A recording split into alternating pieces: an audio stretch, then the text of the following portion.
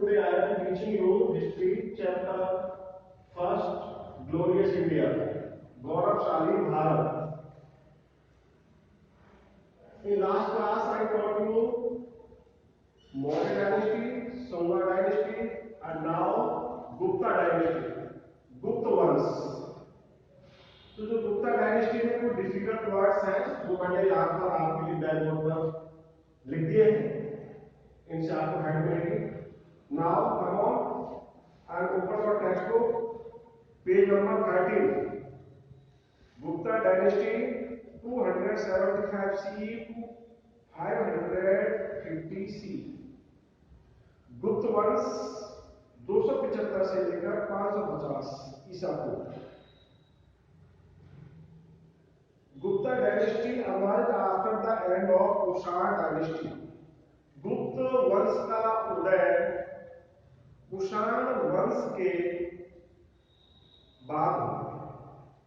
वह Kushan dynasty had almost declined in North India in about 230 CE.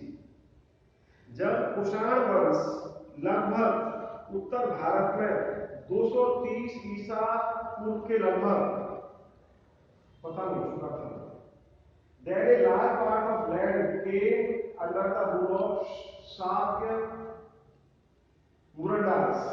उसके बाद लगभग बहुत बड़ा हिस्सा जो साम्राज्य का था वह शाक्य मुरंदास के अधिकार में आ गया.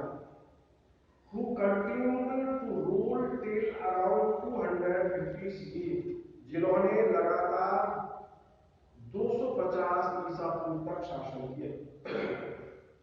After that, Gupta dynasty came into existence in 275 CE. इसके बाद गुप्त वंश का अस्तित्व 275 ईसा पूर्व में आया. श्रीगुप्ता was the founder of this dynasty. Underline, गुप्त वंश का जो संस्थापक था उसे श्रीगुप्त कहा जाता है. In Pragyaprasthi, Samudragupta has described himself as the great grandson of Srigupta. प्रज्ञाप्रस्थि में समुद्रगुप्त ने स्वयं वर्णन किया है कि वह श्रीगुप्त का पोता था, ग्रैंडसन पोता. After Srigupta, Ghatotkacha became the Gupta ruler. Srigupta के बाद घटोत्कच नाम का राजा गुप्त वंश का शासक बना. He took on the title of महाराजा और उसने महाराजा की उपाधि भी ले रखी थी. Next, Chandragupta first 320 CE to 335 CE. Chandragupta first. After Ghatotkacha, his son Chandragupta became the Gupta ruler. Ghatotkacha के बाद उसका बेटा चंद्रगुप्त गुप्त वंश का शासक बना. He gained the title of महाराजा धीराज और उसे उपाधि मिली थी महाराजा धीराज. अर्थात अब राजा नहीं, उसे महाराजा धीराज कहा जाने लगा. He married the Lichvi princess Kumar देवी. उसका विवाह लिच्छवी वंश की राजकुमारी कुमार देवी के साथ हुआ. In 319 CE, Chandragupta first initiated an era. 319 ईसा पूर्व में चंद्रगुप्त फर्स्ट ने एक नए युग का आरंभ किया. इनिशिएटेड आरंभ किया. Which is famous by the name of Gupta संवत, जिसे गुप्त संवत के नाम से भी जाना जाता है. जिसे गुप्त संवत के नाम से भी जाना जाता है. Next ruler Samudragupta. Chandragupta first appointed Samudragupta as his successor. Chandragupta first ने अपना उत्तराधिकारी के रूप में समुद्रगुप्त को नियुक्त किया.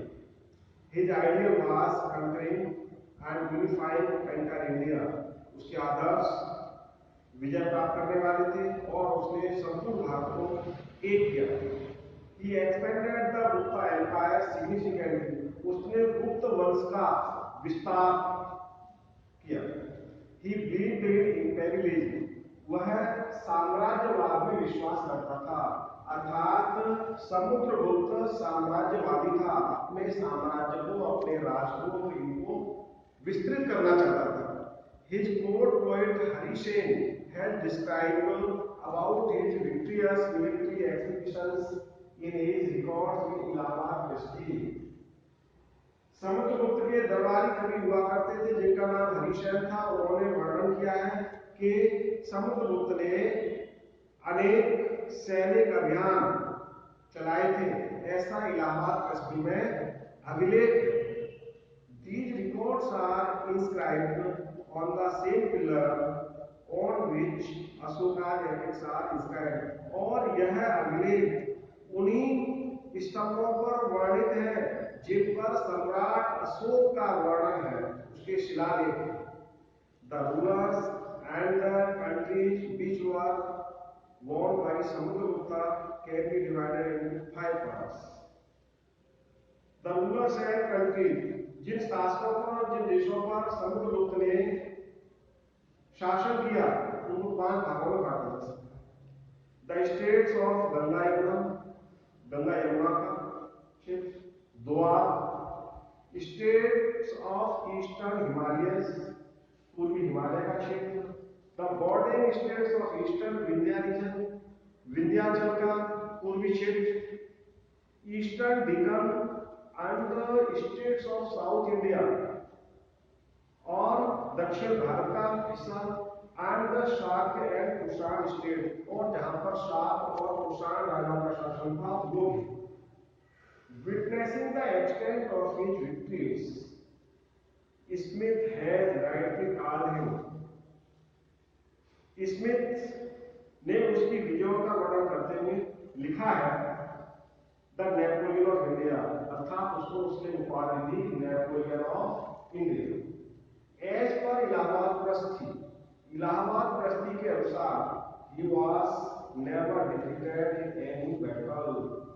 उसकी विशेषता नहीं है इलाहाबाद प्रस्ती के अनुसार वह किसी भी युद्ध में, लड़ाई में पराजित नहीं हुआ, इसलिए उसको स्मिथ ने क्या कहा, the Napoleon of India.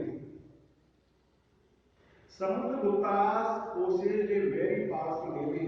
Samudragupta के पास एक शक्तिशाली जल सेना थी, through which he strengthened his foreign relation, जिसके माध्यम से उसने विदेशों के साथ अपने अच्छे संबंध स्थापित किए। समुद्रगुप्त परफॉर्म द अश्वमेध यज्ञ आल्सो। समुद्रगुप्त ने अश्वमेध यज्ञ भी किया। अश्वमेध पराक्रम can be seen inscribed on his coins, और अश्वमेध का पराक्रम उसके द्वारा जारी किए गए सिक्कों पर देखा जा सकता है। He also excelled in fine arts, वह कला में भी निपुण था। He has also been called an excellent poet, उसे एक अच्छा सर्वश्रेष्ठ कवि भी कहा गया है। He excelled in music also, संगीत में भी वह निपुण था।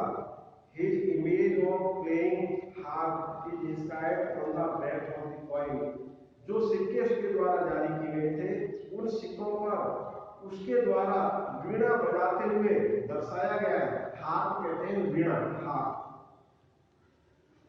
He was a worshipper of Vishnu, वह भगवान विष्णु का भक्त था, अर्थात भगवान विष्णु की पूजा करता था। But he had equal regard for all other religions, लेकिन वह अन्य धर्मों को भी बराबर महत्व देता।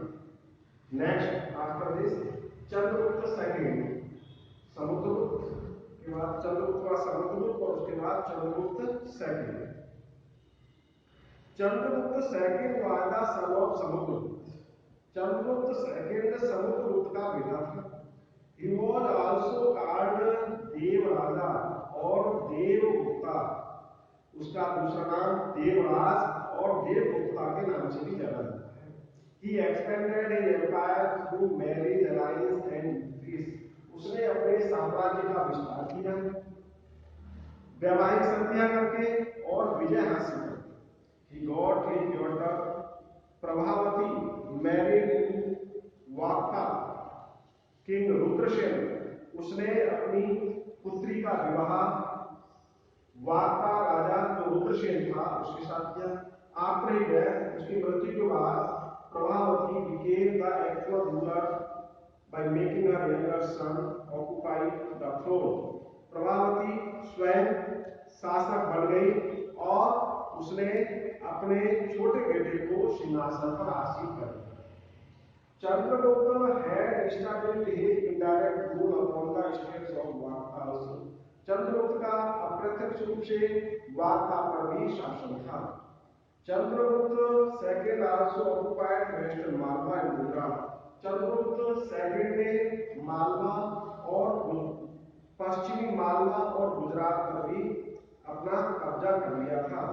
He made Ujjain his second capital, और उसने उज्जैनी को अपनी दूसरी राजधानी बनाया था। उज्जैनी कहां पर है आपकी? उज्जैनी मध्य प्रदेश में है। महाकाल नाम का मंदिर बहुत फेमस है। आफ्टर गेनिंग विक्ट्री और शाक्यों पर विजय प्राप्त करने के बाद he took on the title of Vikramaditya. शाक्यों पर विजय प्राप्त करने के बाद उसने विक्रमादित्य नाम की उपाधि प्राप्त की। Next ruler Kumar Gupta Mahendraditya. Kumar Gupta Mahendraditya. After Chandragupta second के बाद he son Kumar Gupta became the ruler. उसका बेटा कुमार गुप्त शासक बना। Kumar Gupta is regarded as the founder of Nalanda university. Important line है। कुमार गुप्त को नालंदा विश्वविद्यालय का संस्थापक के रूप में जाना जाता है। नालंदा यूनिवर्सिटी उस एशियन पीरियड में दो महत्वपूर्ण यूनिवर्सिटी हुआ करती थी। Nalanda university that was in Bihar and Takshashila that is now in Pakistan. His empire expanded from Saurashtra to Bengal. उसका साम्राज्य सौराष्ट्र से लेकर बंगाल तक फैला हुआ। In the last days of his rule, उसके शासन के अंतिम दिनों में he had to face revolt from Pushyamitra. उसे पुष्यमित्र की क्रांति का सामना करना पड़ा। Skandagupta although he was not the eldest, Skandagupta Kumaragupta का बड़ा बेटा नहीं। Skandagupta became the successor of the kingdom, लेकिन स्कंदगुप्त राज्य का उत्तराधिकारी बना। It is known from Junagadh addict, और यह जानकारी हमें जूनागढ़ अभिलेख से मिलती है। That Skandagupta renovated the Sudarshan lake, which was built by Maurya rulers. एक सुदर्शन झील जिसे मौर्य शासकों ने बनवाया था, उसका जीर्णोद्धार स्कंदगुप्त ने किया, ऐसी हमें जानकारी मिलती है। It has been mentioned in Junagadh Edict that while assembling the throne, और ऐसी जानकारी सूचना जूनागढ़ जो अभिलेख है, अध्यादेश है, उसके अंदर प्राप्त हुई है। Skandagupta had to confront the deadly wounds in the dispute of Maliksha's। Skandagupta को जो बहुत ही घातक जाति की भूण, उनका भी सामना करना पड़ा था। Finally Skandagupta defeated the Huna. अंत में स्कंदगुप्त ने भूणों को पराजित किया। Next cultural achievements of Gupta dynasty. Gupta वंश की सांस्कृतिक उपलब्धियां। Gupta dynasty has immense importance in the cultural history of India. गुप्त वंश का आरंभ से ही महत्वपूर्ण सांस्कृतिक इतिहास में योगदान रहा है। गुप्त रूलर्स वर फॉलोवर्स ऑफ वैदिक रिलीजन। गुप्त वंश के शासक वैदिक धर्म के अनुयायी थे। Samudragupta and Kumaragupta first had equal perform अश्वमेध यज्ञ। समुद्रगुप्त और कुमारगुप्त ने अश्वमेध यज्ञ भी आयोजित किए। They also supported Buddhism and Jainism, और इन्होंने बौद्ध धर्म और जैन धर्म को भी समर्थन किया। The Chinese pilgrim Fahien visited India during the reign of Chandragupta second. जिस समय चंद्रगुप्त सेकंड का शासनकाल था उस समय चीन का तीर्थयात्री फाहियान भारत आया। According to his description, Fahien के वर्णन के अनुसार it is found that the Gupta Empire was excellent in the administration. ऐसा माना जाता है गुप्त वंश प्रशासनिक कार्यों में श्रेष्ठ था। And crimes rarely took place. Crimes और अपराध बहुत कम थे, rarely दुर्लभ था। The burden of taxes was also less. Tax का वजन बोझ भी कम था। Sanskrit was the official language और जो उनकी राजभाषा की ऑफिशियल लैंग्वेज से कहा जाता है वो संस्कृत थी। Kalidas the composer of the play Abhigyan Shakuntalam and the great epic Raghuvansham, Sutraka, the writer of the play Mirchikatyam Viskandatta, the writer of the play Mudraksha, and the renowned coaster Amar Singh were all present in the Gupta period. ये सभी गुप्त वंश में विराजमान थे, उपस्थित। Ramayan, Mahabharat and Manu Sanhita were created in their present form of Gupta period. Ramayan, Mahabharat, Manu संहिता ये भी गुप्त वंश में थे। Great mathematician Aryabhatta, Varahamihira and Brahmagupta gave their significant contribution in the development of mathematics. महान गणितज्ञ आर्यभट्ट, वारामिहिर और ब्रह्मगुप्त इन्होंने भी गणित के विकास के क्षेत्र में इन्हीं के शासनकाल में महत्वपूर्ण योगदान किया। एंड एस्ट्रोलॉजी, खगोल विद्या में during the Gupta period the decimal system was invented in this period.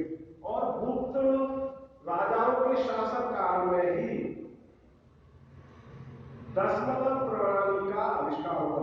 दशमलव, डेसिमल, दशमलव प्रणाली का आविष्कार हुआ, which later reached Europe through the Arabians। बाद में यह प्रणाली अरबियों के द्वारा यूरोप पहुंची। Evidences of architecture, painting and metallurgical science are obtained from the remains of Jhansi and Kanpur। हमें साक्ष्य मिले हैं वास्तुकला के, चित्रकला के और धातुकला के जो अवशेष है झांसी और कानपुर में। फ्रॉम अजंता केव्स, अजंता की गुफाओं से, and from iron pillar located at Mehrauli, Delhi. और दिल्ली में मेहरौली नाम की जगह है जहां पर एक लोहा स्तंभ है, वहां से यह जानकारी प्राप्त होती है। From the 80 feet tall copper statue of Buddha situated in Nalanda, 80 feet लंबा एक तांबे का स्टैचू, मूर्ति बुद्ध की जो नालंदा विश्वविद्यालय में स्थापित है। And from 7.5 feet tall copper statue of the Buddha in Sultanganj, और 7.5 फीट ऊंची तांबे का एक स्टैचू बुद्धा का वह सुल्तानगंज में है। ये इसके एग्जाम्पल है। Society in the Gupta period, गुप्त वंश का समाज। गुप्त वंश में समाज कैसा था, कैसे कैसे डिवाइड थे। Society was traditionally divided into 4 part during the Gupta period. Gupta काल में समाज परंपरागत रूप से 4 भागों में बंटा हुआ। The place of Brahmins was regarded to be the highest in the society। इस काल में ब्राह्मणों का स्थान सर्वोपरि था समाज में। Their duties were studying, teaching, performing यज्ञ and charity।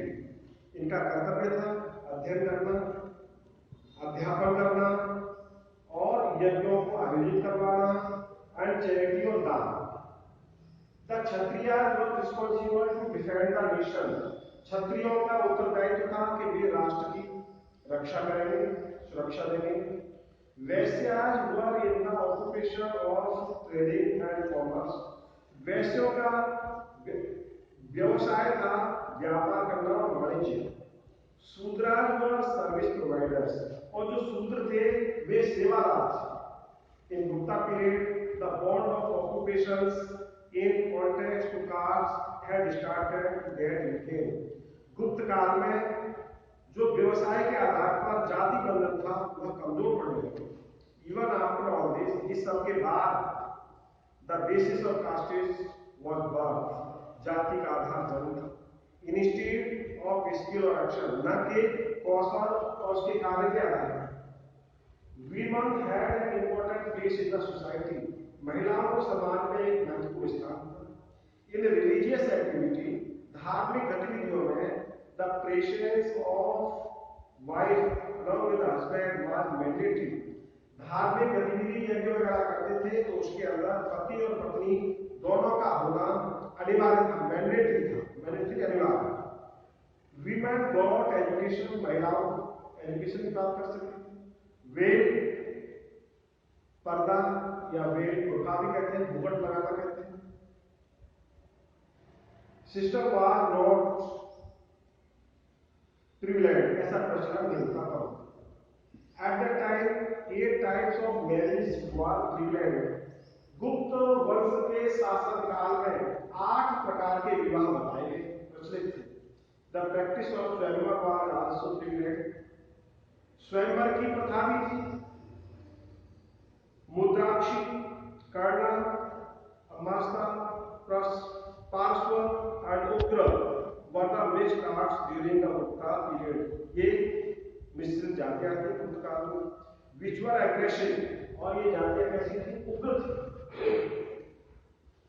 Kayastha was A section of class during Gupta period. ये कायस्थ नाम का वर्ग भी था गुप्त काल में, but later it emerge in the form of a cast.